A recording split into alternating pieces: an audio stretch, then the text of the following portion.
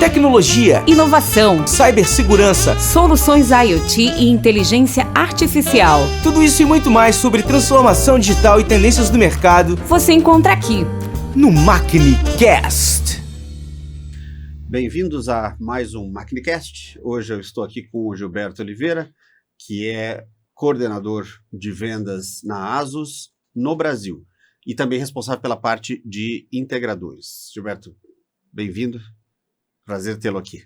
Prazer é todo meu, Fábio. Uma satisfação estar aqui com você, né? Nessa nossa caminhada aí na tecnologia. É isso aí. Satisfação imensa. Maravilha, maravilha. Vamos começar do começo, então, Gilberto. Quem sabe, dá um toquezinho para nós aí de quem o Gilberto é, de onde é que tu veio, qual é a tua jornada nesse caminho todo aí, dentro desse ambiente, desse universo da tecnologia no Brasil. Tá. Eu saí da Terra da Banana, lá do litoral do estado de São Paulo, litoral sul, né? Tá. Vim para São Paulo, fiz engenharia na FEI, sou da turma de 85, né? E a partir daí tive um emprego, basicamente, de 28 anos na Itautec. Uau, né? Ok. Uma tremenda escola, né? Onde eu pude acompanhar todo o desenvolvimento dos PCs, né? Então, lá com os clones do PC-AT, do PC Júnior, né? Da IBM, né? E em 86 eu vi pela primeira vez um PC, né?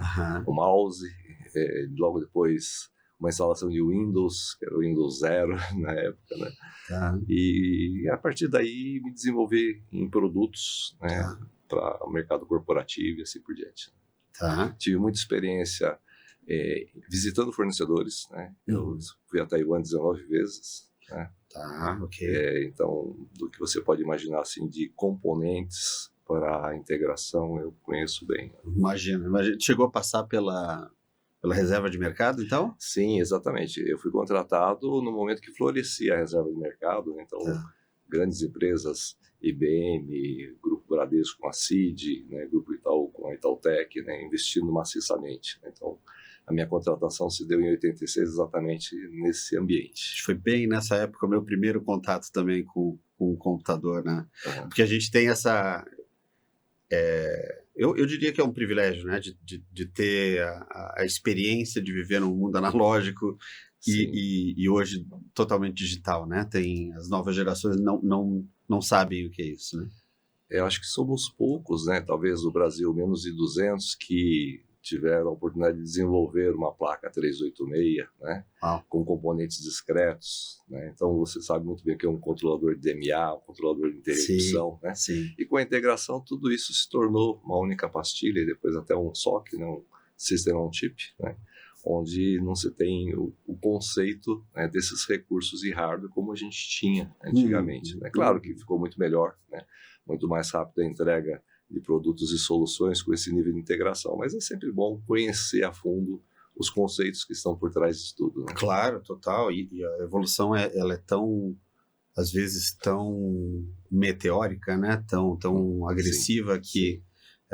mas tem um caminho, tem uma estrutura, né? E tem uma história por trás. E como que tu sai de uma visão, né, inicial totalmente técnica para uma visão de produto e, de repente, abre uma oportunidade para tu entrar na área mais comercial. O que te levou para isso? Esse desenvolvimento ele foi gradual, né? Eu resisti um pouco aí à área comercial, né? Então, a gente começa trabalhando muito no nível de componente. Depois a gente passa a integrar produtos, né? Depois a gente passa a compor soluções. E não tem como, né? O próximo estágio é gerar negócios, né?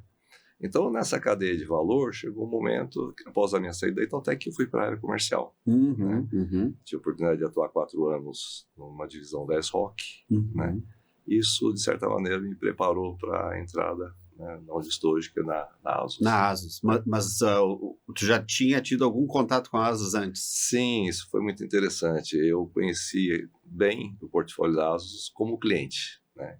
Então, responsável por desktops, então a gente teve uma época lá na Itautec que nós fazíamos a produção local de placas ASUS em CKD, de acordo com a lei do PPB, aquela coisa toda. Olha só. Eu tive a oportunidade de visitar as fábricas, tive algumas vezes na matriz. Em Taiwan. Em Taiwan, né? Legal. com executivos da empresa, pessoas que hoje eu não tenho acesso, mas como cliente eu tive, né? Né? Tá certo, tá certo. Mas isso faz bastante tempo. Bastante E tempo. naquela época tu não imaginava que ia trabalhar. Jamais. Sabe? Inclusive, depois de visitar Taiwan, tive uma grata experiência que foi ser convidado pela ASUS, Estados Unidos, para participar de um evento na inauguração da nova sede deles, lá em São José.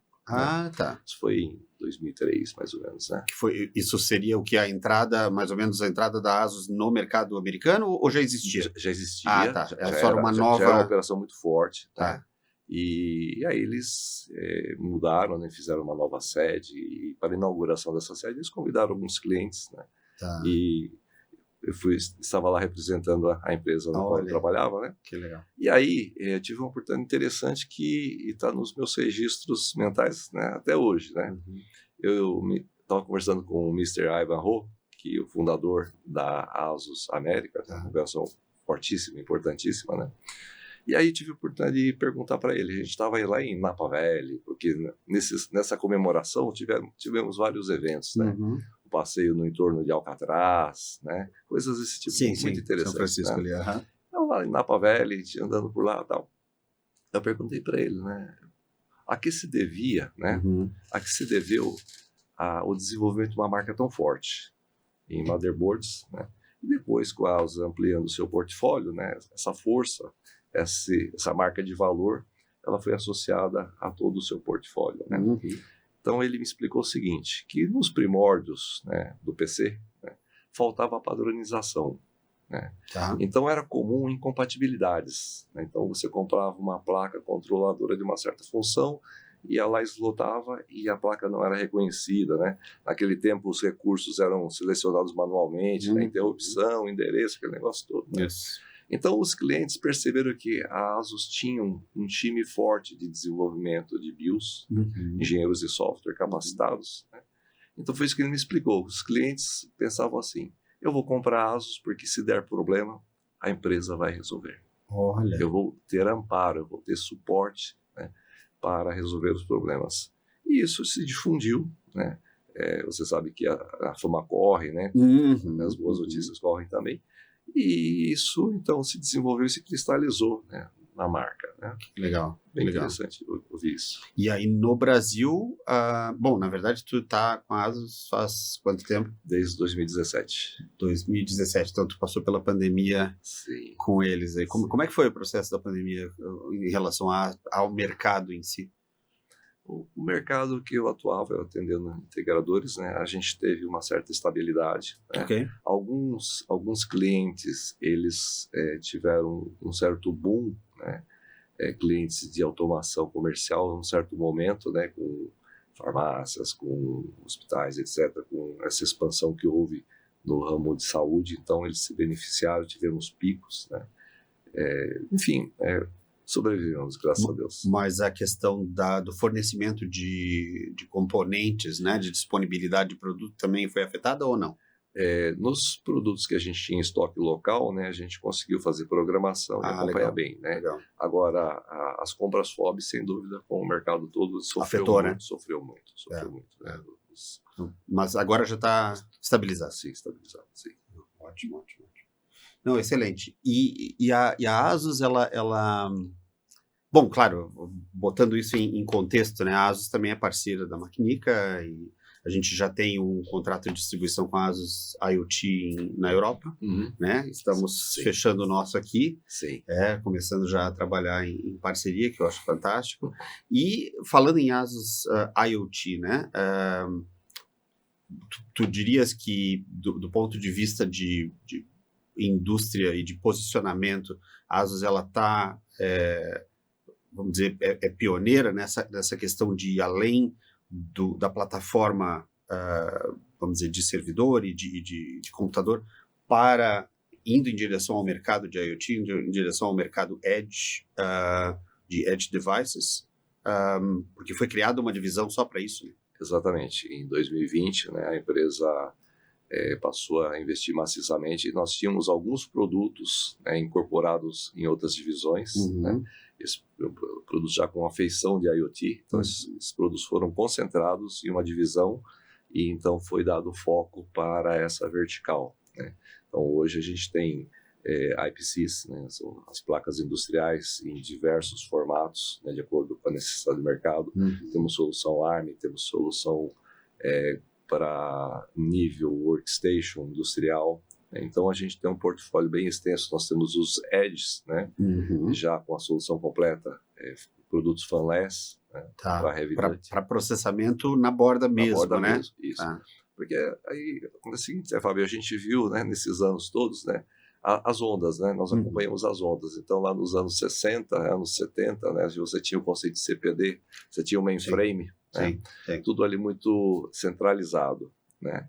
Aí, com o advento dos microcomputadores, né, a gente passou, então, a ter processamento distribuído, né, até uma coisa descontrolada, né?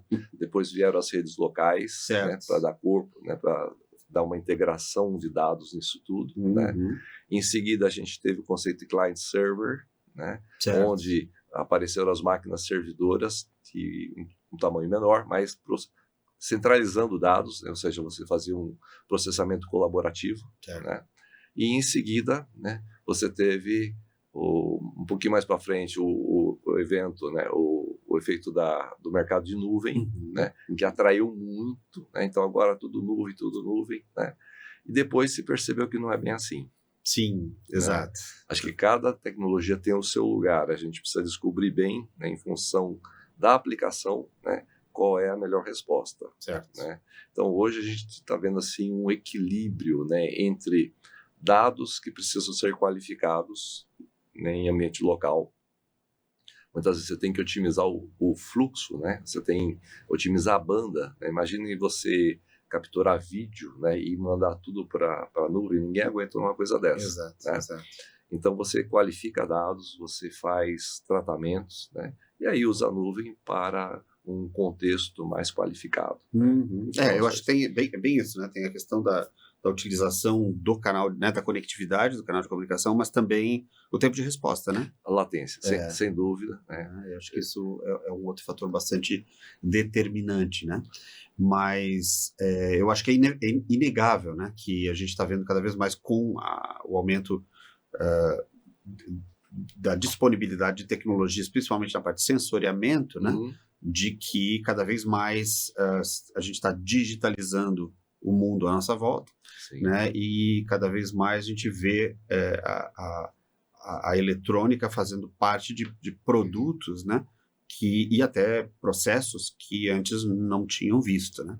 Então a obrigatoriedade de plataformas de processamento local, ela é inegável nesse sentido, né? Então a gente vê isso muito claramente agora. E nesse sentido, a ASUS tem um amplo portfólio, né, com diferentes tecnologias, diferentes sistemas, né, form factors.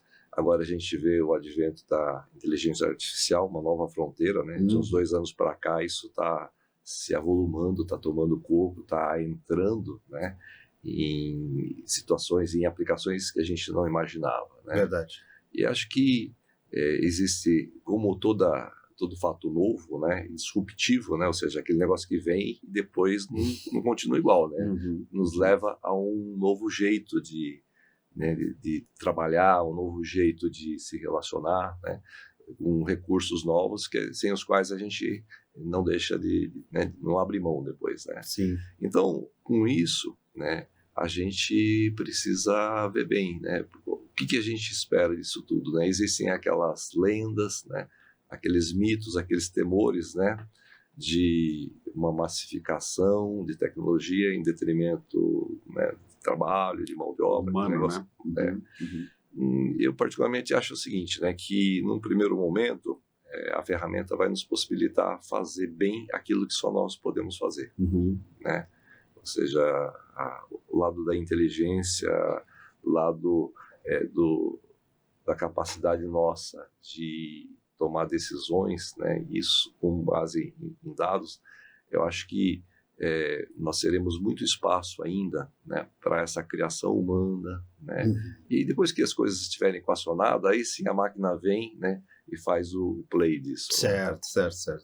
Vai ter com certeza vai ter um movimento vamos dizer, de deslocamento, né? Talvez de posicionamento. É bem possível algumas profissões desapareçam e outras, só que outras vão aparecer no maior lugar, valor. né? Exato. É a questão de valor que a gente agrega, né? Sim. Não, eu concordo com isso. E tenho visto também que achei muito interessante essa visão da ASUS IoT de não ficar apenas no IoT, mas também no AI.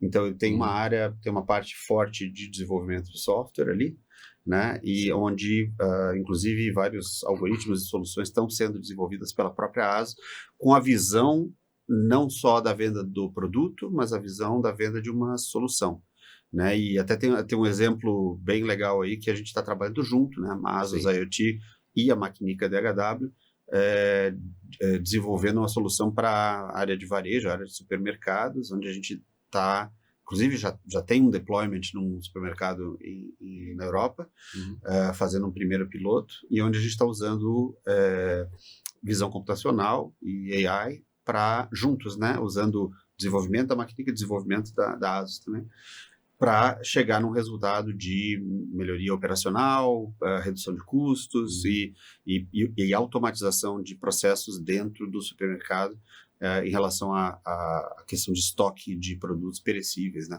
E isso, eu acho que é um exemplo muito interessante de como, tradicionalmente, né, fabricantes de computadores e distribuidores de semicondutores que somos nós, de repente a gente está lá junto, construindo e entregando uma solução para o cliente final. Isso não deixa de ser disruptivo do ponto de vista até de modelo de parceria e de negócio, e eu acho que é exatamente o que tu falou, né? Que essas novas tecnologias, as novas ondas que vêm, elas obrigam a gente a se reinventar um pouco, né? A gente tem que criar novos modelos para trabalhar. Eu estou bastante motivado, entusiasmado com o nosso contrato, com a nossa parceria, né, que já existe no nível informal e vai agora tomar corpo, né, com essa formalização. Eu já assinei. Isso. Porque a gente vê na Macnica a sua expertise, né, a capacidade de fazer o delivery, de entender a necessidade da indústria, né, e de outros segmentos que vocês atuam, né, e essa tecnologia aplicada, né, ou seja, de transformar um equipamento numa solução a partir da inteligência da equipe Macnica, a expertise dos desenvolvedores, né, e de fato a gente chegar onde nós precisamos, que é atender o cliente, satisfazê-lo e gerar controle de qualidade com automação, né? Muitas vezes um equipamento, como vocês, né, participei de um case de vocês, o equipamento está limitado por causa da velocidade, da acuidade visual de um inspetor de qualidade. Perfeito. Né? Exato. Então a gente vai colocar ali inteligência artificial e vai liberar a máquina para produzir, seja um TEAR, seja um outro tipo de... Exatamente, né? Temos casos dessa sistema, área também. Né? Então isso é muito bom, a sociedade ganha com isso, né? E aquele profissional que fazia aquilo vai se desenvolver para ter um trabalho de maior valor agregado. Perfeito. Todos ganham. Perfeito. Até a experiência pessoal também, ela pode ser reutilizada até para ajudar a treinar a inteligência artificial, ter uma série de outras, vamos dizer, aplicações que a gente pode tirar o melhor de cada um, né? E sobre essa questão, acho que específica desse novo modelo que a gente está trabalhando, isso me leva até um outro assunto. Eu te apresentei como responsável também pelos integradores, né? Se pudesse falar um pouquinho desse conceito do que é o integrador e qual é o papel dele, né, nessa cadeia de valor, e depois eu te explico por que eu te pergunto isso. Primeiro para esclarecer e alinhar com o público. O conceito que a gente tem no integrador é aquele que utiliza os nossos componentes, né, para compor um sistema, para compor uma máquina, né? Então, muitas vezes, o nosso componente, né, ele tem até um peso menor. Se você for pegar a integração de um desktop, claro que a motherboard, né, a placa de vídeo, né, elas têm um peso muito grande, mas às vezes nosso produto está dentro de um caixa eletrônico, está dentro de um sistema maior, né? É uma tremenda responsabilidade, Claro. né? Porque todo um negócio, muitas vezes é um edital, Robustez né? e... Robustez, certificação, Claro. né? Então são aspectos que a gente olha muito, MTBF, né? Então muitos aspectos que a gente tem que trabalhar junto com esse cliente, né? E a vida me proporcionou algumas experiências que quando eu passei por outro lado do balcão, né? Ou seja, hoje eu atendo aqueles que eram meus pares antigamente, né? Certo. Então, a experiência de vida nos ajuda a entender melhor o que o cliente As precisa. dores deles, as dores, inclusive, claro. né? E confesso a você que eu não consigo levar um discurso meramente comercial se eu não acreditar naquilo como engenheiro, né? Eu tenho essa característica. Muitas vezes, assim, até seria interessante levar aquele speech, né? Meramente comercial, mas se eu não enxergar naquilo uma razão, né, uma possibilidade técnica daquilo se realizar, sabe, eu sou pragmático, eu não consigo fazer isso. E acabo desenvolvendo relacionamentos bem duradouros com os clientes por causa dessa abordagem mais realista, sabe? Até porque é isso que estabelece a relação de confiança e de credibilidade, né? Sim, Não tenha dúvida.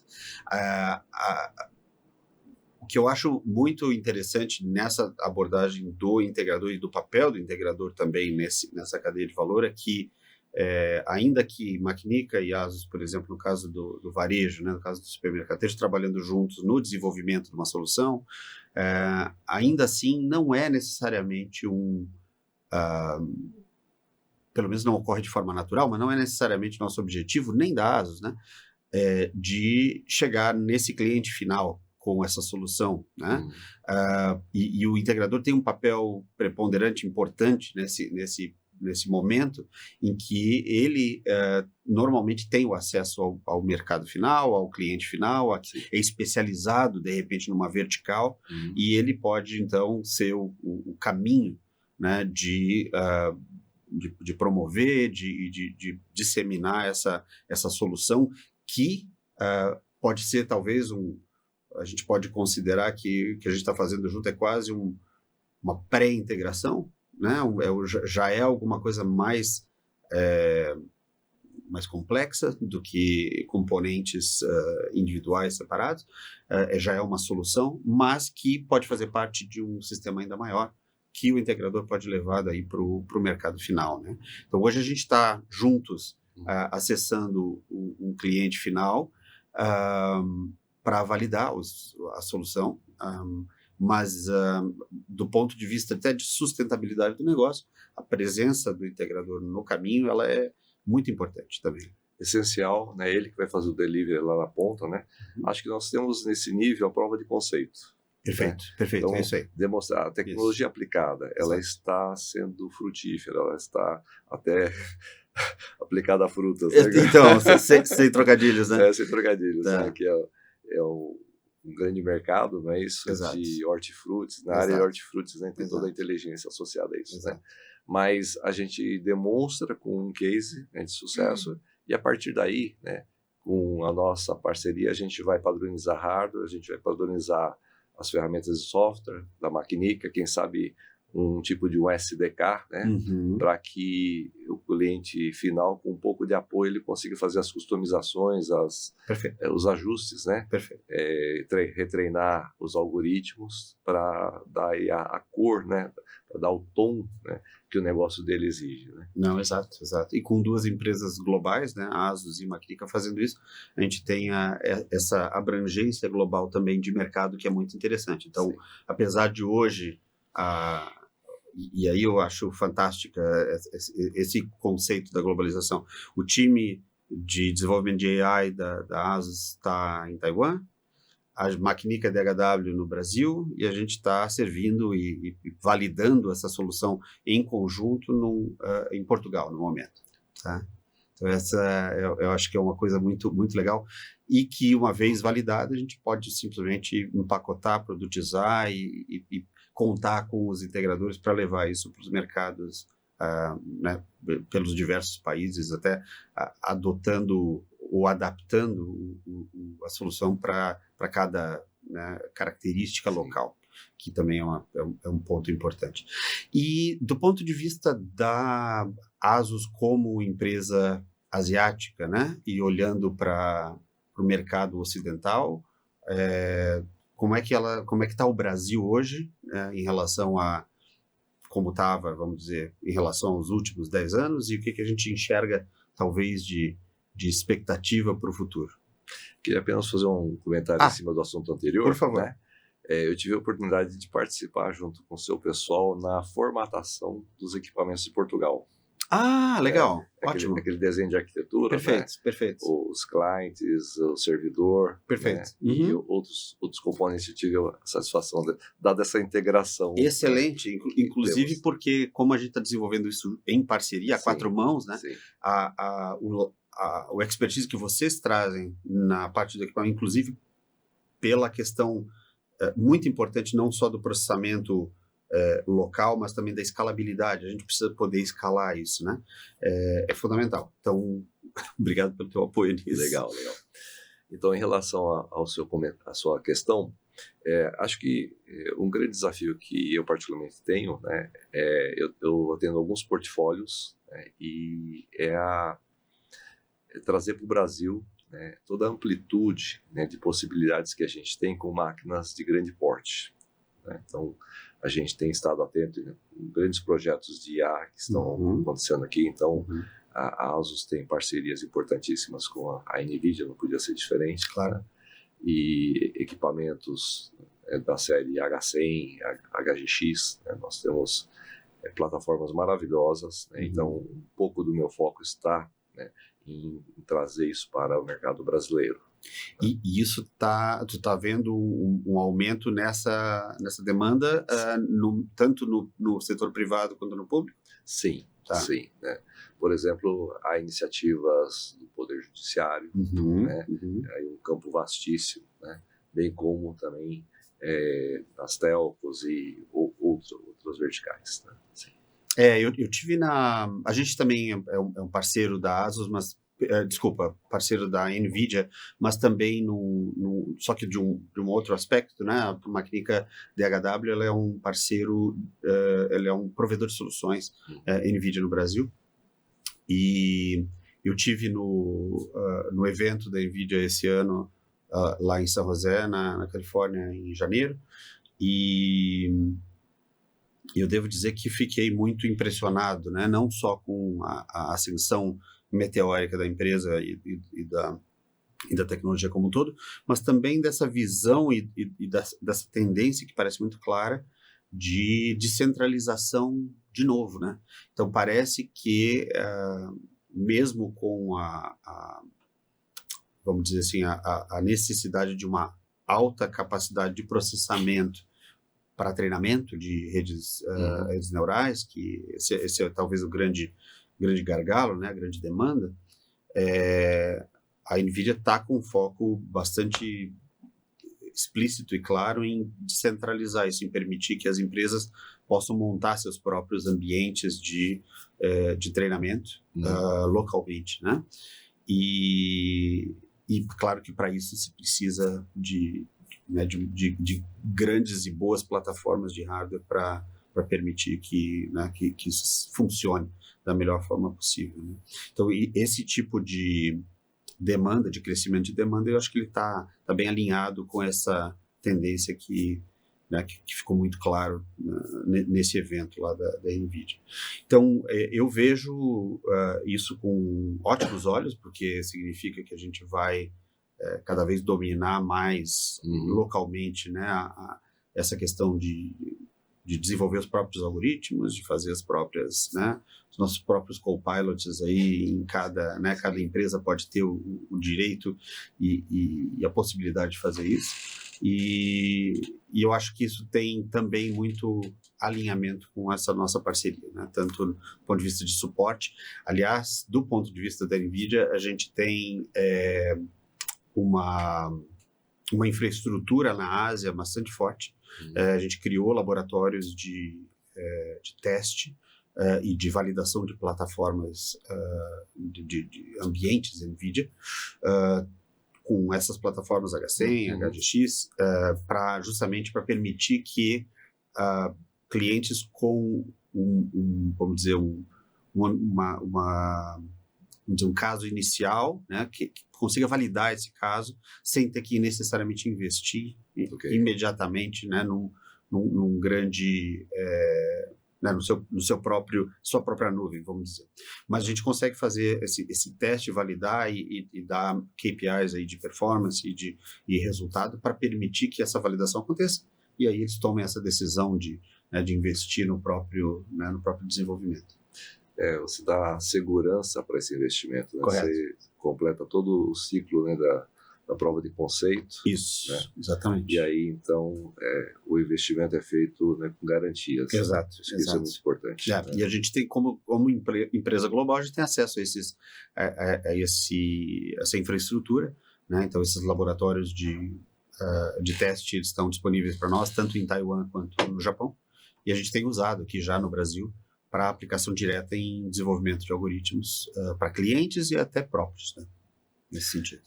Uma coisa que eu queria destacar, Fábio, é que, inclusive, nos nossos negócios que faremos aí juntos... Aí, Opa, né, que sejam muitos. Isso. A gente, apesar de estarmos do outro lado do planeta, né, em relação à nossa matriz, né, mas a gente tem tanto um suporte inicial local, certo, como a gente tem também a atenção do pessoal de suporte e de engenharia de produtos lá fora. Tá. Então, já me ocorreu, né, o cliente está desenvolvendo uma aplicação importante e ele estava fazendo um picture-in-picture, tá? E aí um plano estava em YV, né, que é um tipo de codificação. Tá. Né? E ele precisava montar ali uma imagem que vinha de RGB, né? Aí o nosso pessoal entendeu o problema, eu fiz, né, uma abordagem sobre isso, solicitei ajuda, né? E eles mandaram uma porção de código em Python, né, para fazer a conversão. Olha, né, qual a biblioteca que ele tinha que chamar, qual é toda a codificação veio ali, ele praticamente juntou aquilo no fonte dele, né, compilou e resolveu o problema dele. Para fazer jus à fama e a reputação da ASUS nesse sentido. Acho que isso é muito especial. Claro. Entendeu? Claro.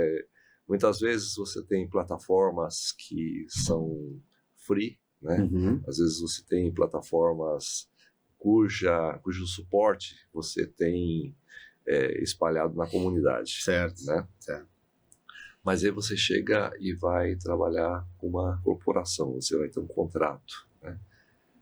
Como é que você se sente, né, tendo que dar pleno suporte, né? O nível de responsabilidade é outro, né? Entendeu? Aí, qualquer necessidade que você tenha, você vai pedir para quê? Para a comunidade, né? Então, exatamente, esse é um espaço importante que a ASUS ocupa. Né? Quando você trabalha assim com ARM, você trabalha com pequenos dispositivos IoT, né? Como nós temos a nossa linha Tinker, né? Com processadores ARM, com Debian e Android da própria ASUS, né? Nós fazemos a distribuição. Legal. Então isso nos dá muita confiança, né? Em chegar e apresentar o nosso produto e o nosso serviço, né, agregado. Então nós temos essas garantias para oferecer. Fantástico, fantástico. Pô, eu estou muito animado, Gilberto, com as possibilidades que a gente tem aí. Eu vejo tanto no ambiente industrial, que para nós é um ambiente bastante importante, mas a gente está abrindo também, por causa do nosso foco em AI, mercado para agricultura, para varejo, né, como eu comentei, e eu vejo um potencial enorme para a gente desenvolver juntos, né, e entregar mais valor juntos. Então, agradeço muito aí a tua presença hoje e tudo que tu compartilhou com a gente, né, dessa tua experiência, e espero que a gente, né, não só volte a conversar aqui, mas que a gente também desenvolva uma parceria de longo prazo e faça a diferença no mercado aqui. Estou entusiasmado, né? Conversar com essa equipe é sempre uma fonte de aprendizado, né? Está de parabéns pelo time que você montou. Obrigado. Né? E pelo seu pessoal de campo que conhece bem o mercado. Né? Nós estamos juntos nisso aí, Fábio. Conte comigo. Maravilha. Obrigado. E com toda a ASUS. Tá bom. Maravilha. Valeu. Muito obrigado. Satisfação. tecnologia, inovação, cibersegurança, soluções IoT e inteligência artificial. tudo isso e muito mais sobre transformação digital e tendências do mercado Você encontra aqui no MacneCast.